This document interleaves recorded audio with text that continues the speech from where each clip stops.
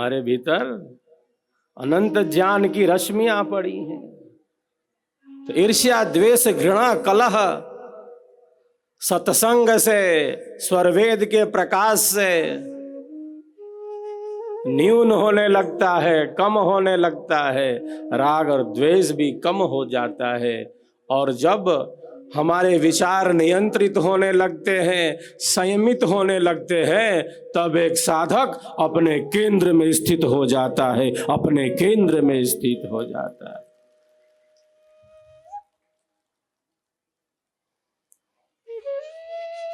सुख दुख का क्रम तो चल रहा है और चलता रहेगा। बाहर परिवर्तन है, समुद्र के ऊपरी भाग पर तरंगे लड़ रही हैं, अशांति है, अस्थिरता है, चंचलता है, चपलता है। इसी समुद्र के गर्भ में, इसी समुद्र के अंतराय में, इसी समुद्र के अंतस्थल में, इसी समुद्र के आंतरिक भाग में, इसी समुद्र के भीतरी भाग में कोई तरंग लड़ रही है क्या? वहां कोई अशांति है क्या? वहां कोई अस्थिरता है क्या? वहां कोई चंचलता है क्या? वहां कोई चपलता है क्या? समुद्र के गर्भ में, समुद्र के आंतरिक भाग में तो शांति ही शांति है। शांति का समुद्र है, शांति का ही समुद्र है। वहाँ सहजता है, सरसता है, सरलता है, स्वाभाविकता है, स्तब्धता है, नीरवता है, गंभीरता है। वह शांति का ही समुद्र है।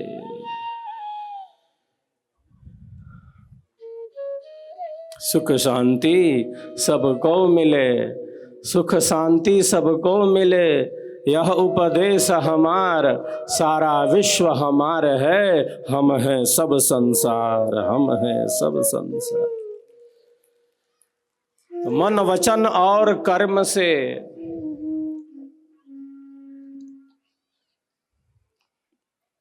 पवित्रता के ही पथ पर आगे बढ़ना है। प्रतिदिन मन को स्वच्छ रखना है, अभ्यास करना है नित्य प्रतिदिन मन को शुद्ध करने का। मन की सफाई रोज करनी है।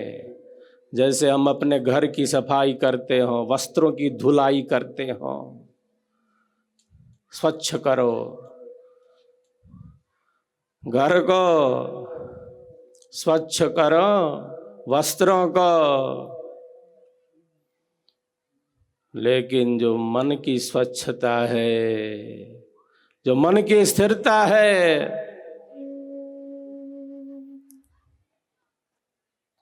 उसके लिए भी एक साधक प्रतिदिन नित्य प्रति मन की स्वच्छता का अभ्यास करता है, मन के नियंत्रण का अभ्यास करता है।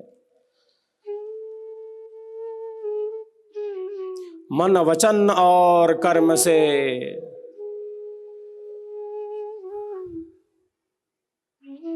पवित्रता के पथ पर आगे बढ़ता रहे। मन, वचन और कर्म से किसी को अधर्म पूर्वक, अज्ञान पूर्वक पीड़ित नहीं कर सकते, प्रताड़ित नहीं कर सकते, किसी को दुख नहीं दे सकते। न मन से, न वचन से, न कर्म से अज्ञान पूर्वक, अधर्म पूर्वक, अन्याय पूर्वक किसी को भी पीड़ा नहीं पहुंचा सकते। इसी को सेवा कहते हैं। सब प्रभु के जीव हैं। किसी को अधर्म पूर्वक, अज्ञान पूर्वक, अन्याय पूर्वक पीड़ित नहीं कर सकते, चोटिल नहीं कर सकते। न मन से, न वचन से, न कर्म से, तीनों में से किसी से नहीं।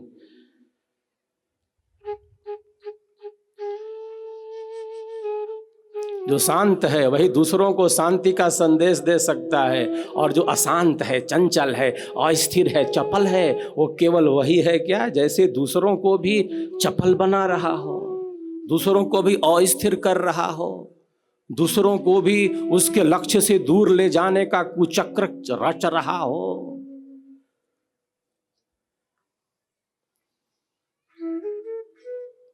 जो अशांत है, केवल वही अशांत नहीं है, केवल वही अस्थिर नहीं है,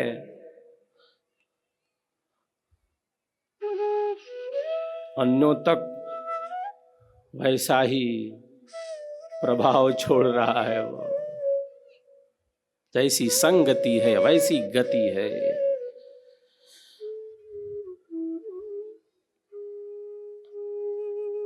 इसीलिए सत्संगति, सत्संगति मात्र आवश्यक नहीं, अनिवार्य है। जो शांत है, जो सहज है, जो सरस है, जो सरल है, जो गंभीर है, जो वस्तु का वास्तविक प्रत्यक्ष करता है, जिसके अंदर सहजता है, सरसता है, सरलता है, वास्तविकता है,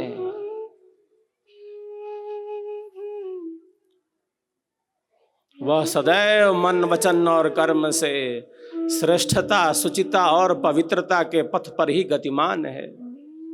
अभी हमने वाणी का प्रयोग नहीं किया, न अच्छा न बुरा, न सत्य न असत्य। अभी वाणी मौन है। व्यर्थ के बकवाद से चुप रहना ज्यादा श्रेष्ठ है। वाणी का दुरुपयोग बहुत बड़ा दुरुपयोग है। मौन वाणी की प्रथम विशेषता है। मौन बड़ी शक्तियों वाला है, क्योंकि मौन में भी वही है।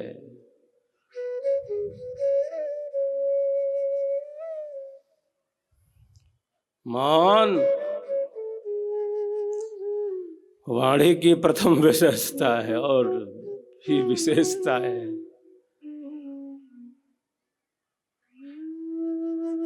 एक एक शब्द तरासा हुआ, सत्य से संस्पर्शित, ज्ञान से परिपूर्ण, यथार्थता से परिपूर्ण, एक एक शब्द जैसे तरासा हुआ हो। शब्द सम्हारे बोलिए, शब्द के हाथ न पांव, एक शब्द औषधि करे, एक शब्द औषधि करे, एक शब्द करे घाव, एक शब्द करे घाव। वो चोटिल हो जाता है, बदला लेने की भावना दृढ़ हो जाती है। ऐसा बोला था, ऐसा किया था। वो अनियंत्रित हो जाता है, असंयमित हो जाता है। वाणी के दुरुपयोग से अस्थिरता बढ़ जाती है, चंचलता, चपलता बढ़ जाती है, वो गांठ बना के बैठ जाता है।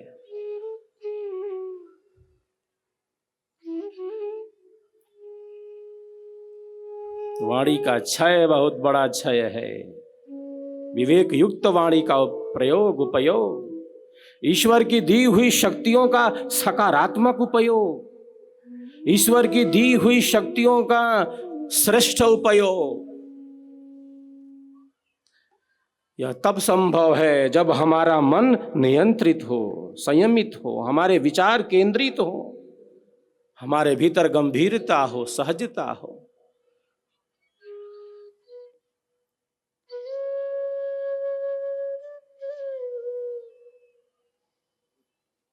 मन श्रेष्ठ विचारों से, वाणी उसी रूप में और क्रिया भी उसी रूप में। अभी वाणी का प्रयोग किया नहीं, अभी वाणी से कुछ नहीं कहा,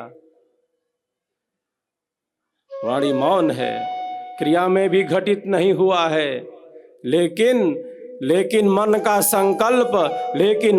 संकल्प तत्क्षण ही एक प्रकार के कर्म को उपस्थित कर दे रहा है, भले वाणी से न बोला हो और क्रिया से ही न हो।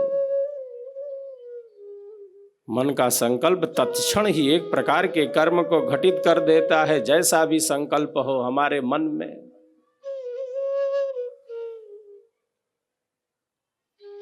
तन्मे मनः शिव संकल्पमस्तो, हमारा मन श्रेष्ठ विचारों वाला हो, पवित्र विचारों वाला हो।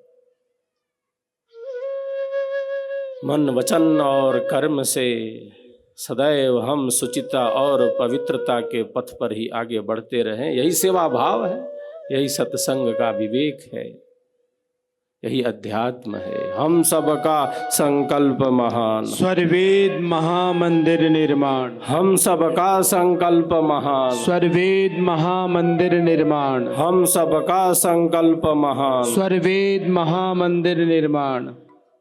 सभी एक दूसरे के उत्साहवर्धन में तालियों की गड़गड़ाहट करें। स्वरवेद के दो दोहों का हम सब श्रवण करते हैं। यह अमोघ वाणी है, साक्षात कृधर्मा ऋषि की वाणी है। यह दिव्य वाणी है, अनंत है, अमृत है, अमोघ है ये वाणियाँ। अधिक से अधिक इसका श्रवण होना चाहिए। जो आत्म कल्याण में उपयोगी है, ऐसी ही वाणियों का तो निरंतर श्रवण होना चाहिए। जो हरा पेड़ है वो जानता है कि सावन की रिमझिम फुहारें क्या होती हैं। जो हरा पेड़ है वो जानता है कि सावन की रिमझिम फुहारें क्या होती हैं। जो शिष्य हैं, जो शिष्याएं हैं, जो विहंगम योगी हैं, उनको पता है कि विहंगम योग का स्वर वेद क्या है, ये सद्गुरु का ज्ञान क्या है।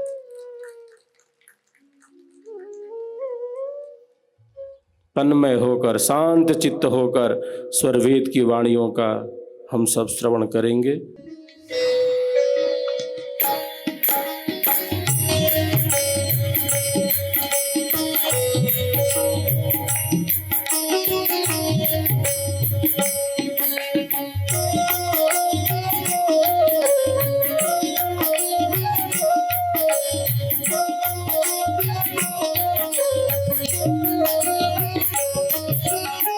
सुमिरन सुरति सम्हारी,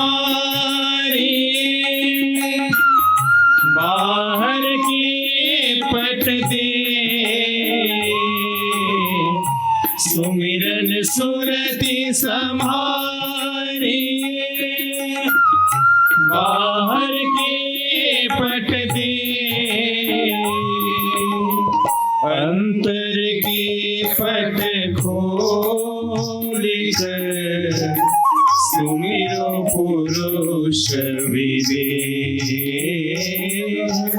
अंतर की पट खोल कर सुमिरो पुरुष विवेक। जय स्वरवेद कथा, जय स्वरवेद कथा, जय स्वरवेद कथा, जय स्वरवेद कथा।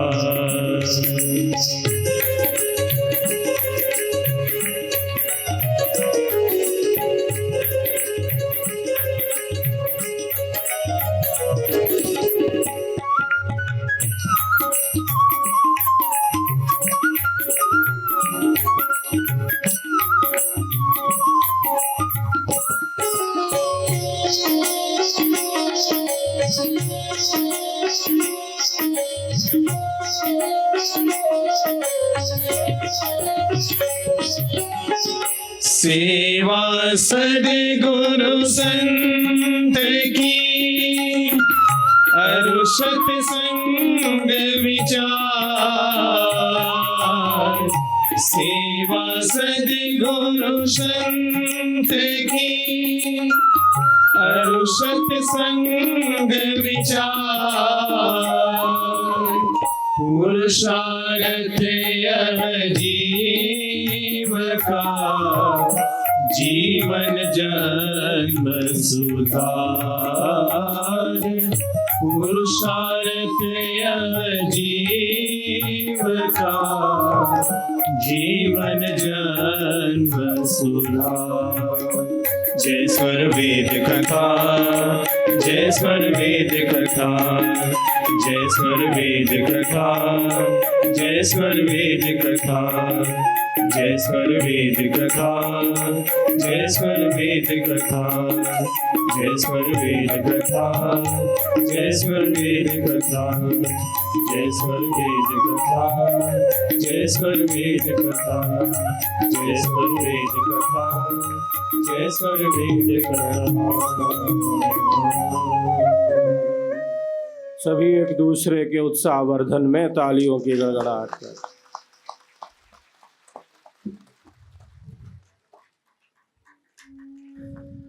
स्वरवेद महामंदिर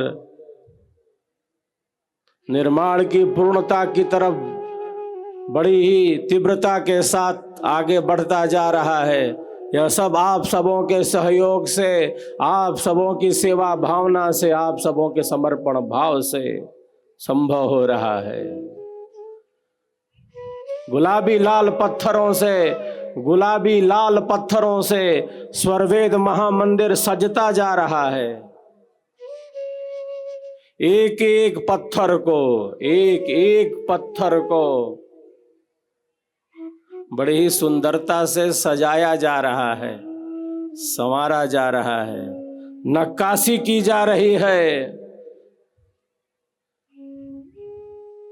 भारतीय स्थापत्य कला का यह अद्भुत नमूना होगा यह स्वरवेद महामंदिर हमारा।